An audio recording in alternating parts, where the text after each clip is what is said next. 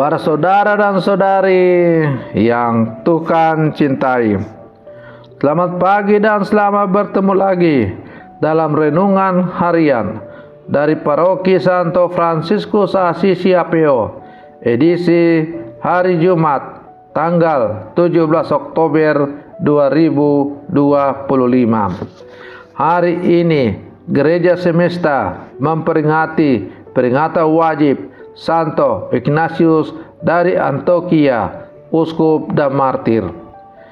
Mengawali hari yang baru ini, kita hendak mendengar dan merenungkan sabda Tuhan. Marilah sebelum kita mendengar dan merenungkan sabda Tuhan, kita berdoa. Dalam nama Bapa dan Putra dan Roh Kudus. Amin.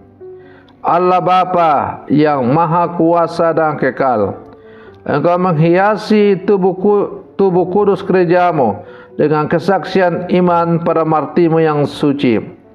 Semoga kemartiran yang memberikan kemuliaan kekal kepada Santo Ignatius dari Antioquia senantiasa menjadi perlindungan bagi kami dalam menjalani hidup sehari-hari.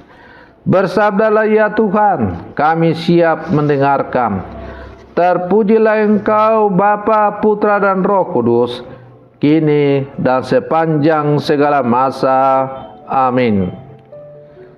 Para saudara dan saudari yang Tuhan cintai, sabda Tuhan yang hendak kita dengar dan kita renungkan untuk mengawali hari yang baru ini diambil dari Injil Lukas pasal 12 ayat 1 sampai 7. Tuhan bersamamu. Inilah Injil suci menurut Lukas.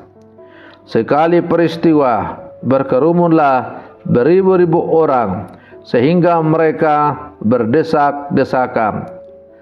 Yesus lalu mulai mengajar pertama-tama kepada murid-muridnya, katanya, waspadalah terhadap ragi, yaitu kemunafikan kaum Farisi. Tiada sesuatu pun yang tertutup yang takkan dibuka, dan tiada sesuatu pun yang tersembunyi yang takkan diketahui. Karena itu, apa yang kalian katakan dalam gelap akan kedengaran dalam terang, dan apa yang kalian bisikkan ke telinga di dalam kamar akan dimaklumkan dari atas atap rumah. Aku berkata kepadamu, hai sahabat-sahabatku, janganlah kalian takut terhadap mereka yang dapat membunuh tubuh, tetapi kemudian tak dapat berbuat apa-apa lagi. Aku akan menunjukkan kepadamu siapakah yang harus kalian takuti. Takutilah dia yang setelah membunuh mempunyai kuasa untuk melemparkan orang ke dalam neraka. Sungguh aku berkata kepadamu, takutlah dia. Bukankah burung pipit dijual 5 ekor 2 duit? Sungguh pun demikian tidak seekor pun dilupakan Allah. Bahkan rambut kepalamu pun terhitung semuanya. Karena itu, jangan takut, karena kalian lebih berharga daripada banyak burung pipit. Demikianlah sabda Tuhan. Para saudara dan saudari yang Tuhan cintai, hari ini Gereja Semesta merayakan peringatan Santo Ignatius dari Antioquia, seorang uskup besar dan martir awal gereja. Ia dijuluki Theophoros, pembawa Allah, karena seluruh hidupnya menjadi kesaksian tentang Kristus. Dalam perjalanan menuju Roma untuk dihukum mati, ia menulis surat-surat penuh iman, menguatkan jemaat agar setia kepada Kristus dan berpegang pada kesatuan dengan uskup. Para saudara dan saudari yang Tuhan cintai, sabda Tuhan yang baru saja kita dengar pada hari ini sangat tepat untuk peringatan Santo Ignatius. Yesus menegaskan kepada para murid, jangan takut pada mereka yang hanya dapat membunuh tubuh, tetapi takutlah kepada Allah yang berkuasa atas hidup kekal. Yesus juga mengingatkan bahwa setiap helai rambut kita dihitung dan kita jauh lebih berharga daripada burung pipit. Pesan ini adalah undangan untuk hidup dalam keberanian, iman dan kepercayaan penuh kepada kasih Allah. Para saudara dan saudari yang Tuhan cintai, mari kita memperdalam sabda Tuhan ini dalam beberapa hal. Pertama, Yesus memperingatkan para murid terhadap kemunafikan. Ia berkata, waspadalah terhadap ragi orang Yahudi, yaitu kemunafikan. Kemunafikan adalah hidup dengan dua wajah, tampak saleh di luar tetapi hati jauh dari Allah.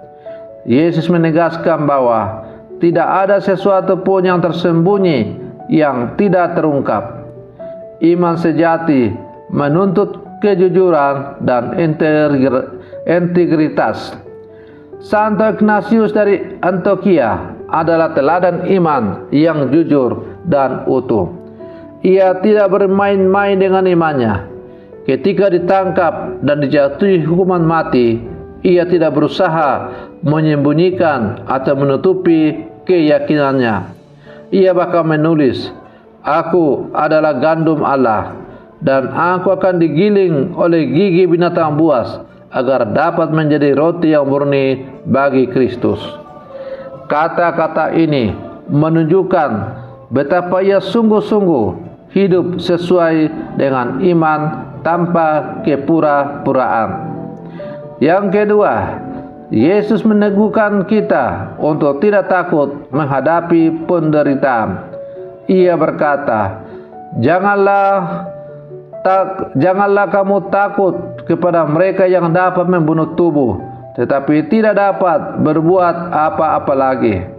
Takutlah kepada Dia yang setelah membunuh mempunyai kuasa untuk melemparkan ke dalam neraka.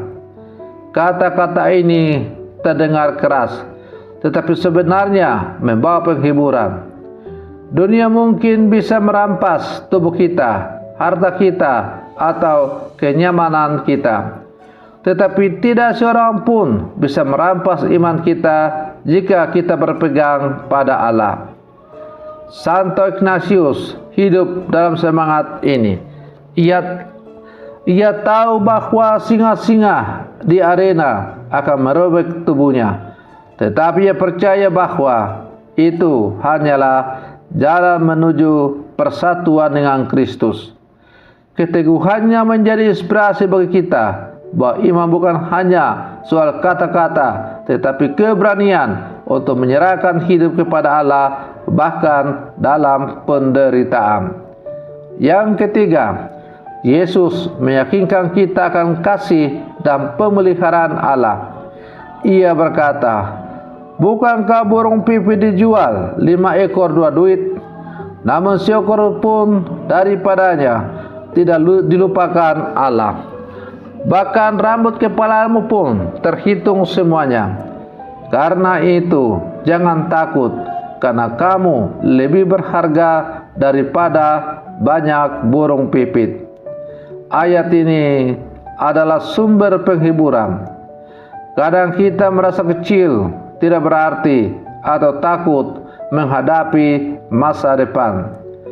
Namun Yesus meyakinkan kita bahwa kita sangat berharga di mata Allah. Jika Allah memelihara burung kecil, apalagi kita yang adalah anak-anaknya. Santo Ignatius percaya akan janji ini. Ia tidak gentar menghadapi kematian karena yakin Allah tidak akan meninggalkannya. Para saudara dan saudari yang Tuhan cintai, Bacaan Injil hari ini mengajarkan kita untuk hidup dengan hati yang murni tanpa kemunafikan, untuk tidak takut menghadapi penderitaan karena iman, dan untuk percaya bahwa Allah selalu memelihara kita. Santo Ignatius dari Antioquia adalah teladan nyata dari semua ini. Ia hidup dengan kejujuran iman, berani menghadapi kematian, dan yakin akan kasih Allah yang setia.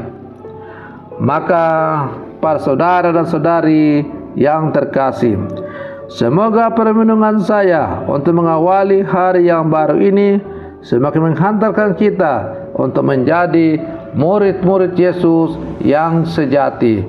Selamat pagi, Tuhan Yesus memberkati kita semua.